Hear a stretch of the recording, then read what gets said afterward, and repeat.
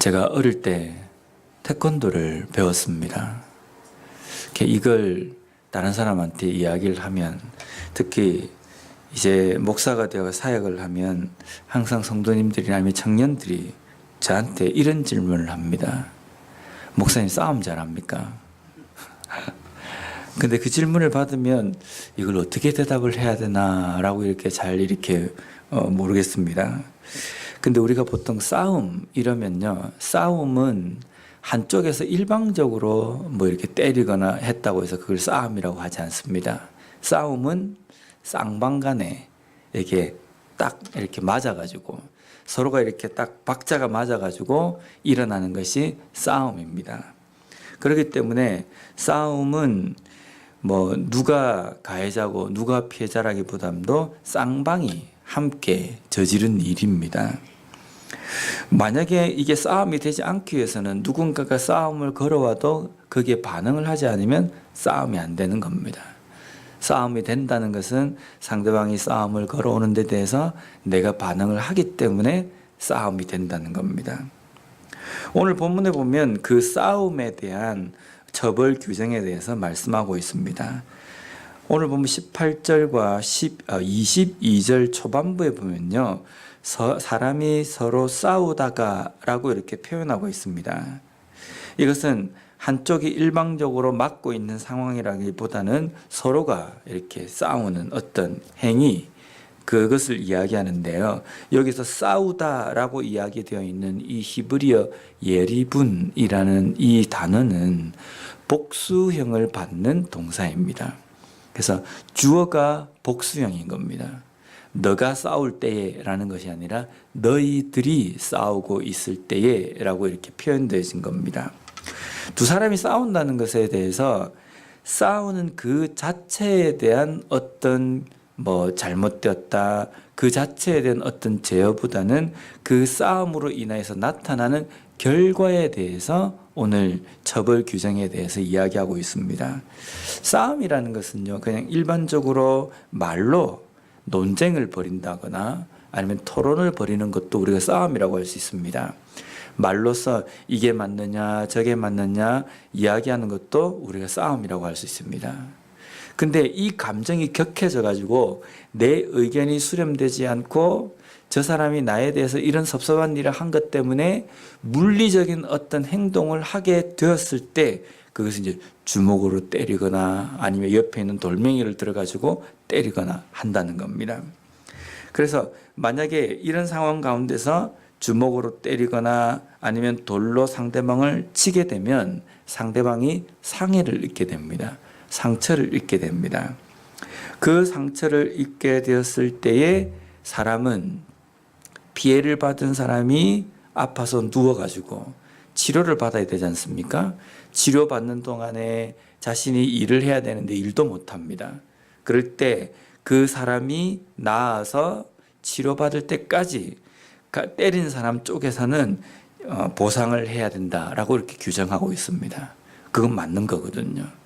먼저 때려가지고 상해를 입혀가지고 이 사람이 누워 있는데 이 사람이 치료를 받을 때까지 일어나서 이제 제대로 활동할 때까지 모든 비용이나 그리고 그러한 것들을 저 옆에서 보상을 해주는 것이 당연한 겁니다.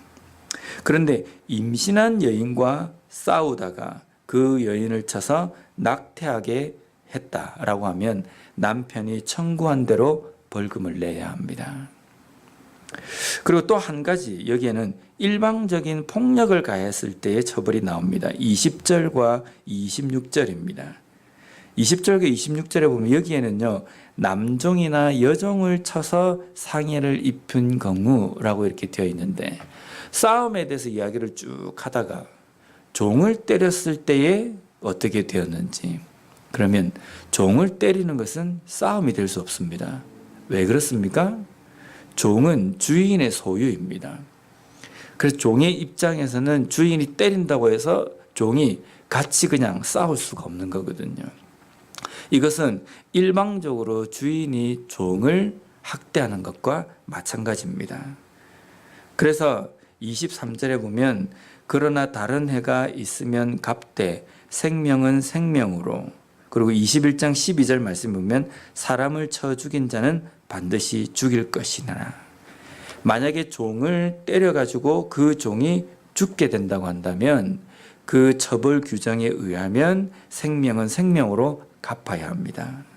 그리고 21장 12절에 보면 사람을 쳐 죽인 자는 반드시 죽일 것이니라. 아무리 종이 주인의 소유이랄지라도 종이 사회적 신분으로 아주 낮은 지위에 있다 할지라도 주인이 그 종을 때려서 죽일 경우에는 생명은 생명으로 갚아야 한다는 겁니다. 하나님께서는 이 종에 대한 인격, 종에 대한 어떤 존중도 여기에 표현하고 있습니다.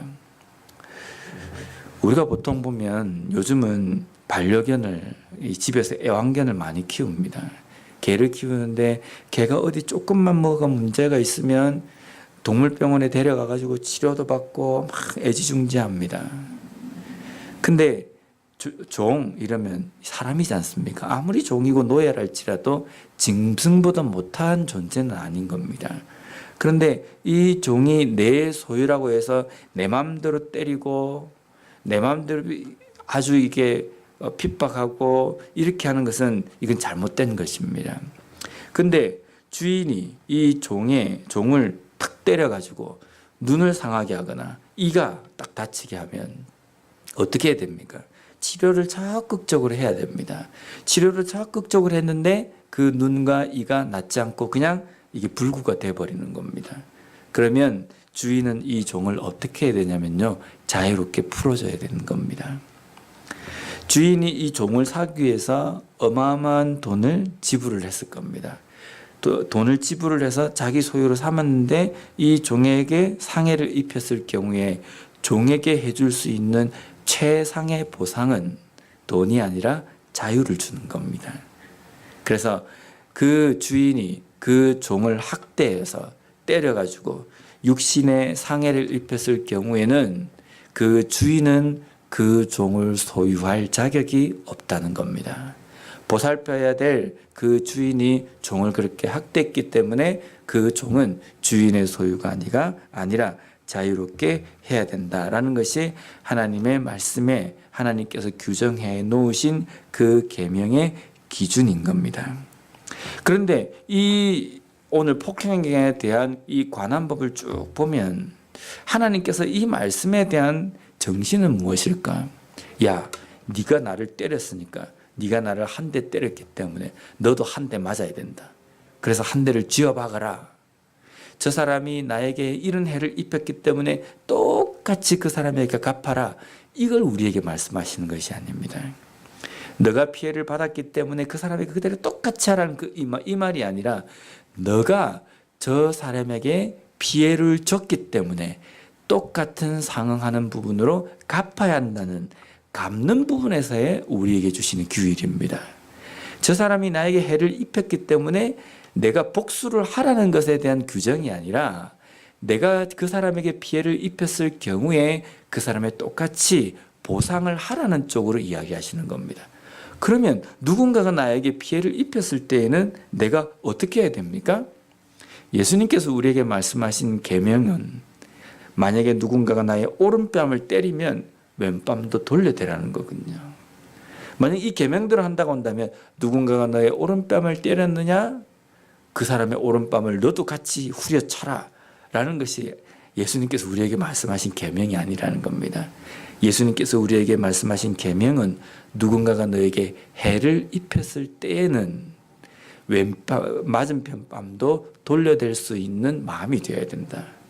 근데 너가 만약에 누군가의 오른뺨을 때렸다고 한다면 그 오른뺨을 때린 그 손해에 대해서 너가 충분히 갚는 입장이 되어야 된다라는 겁니다.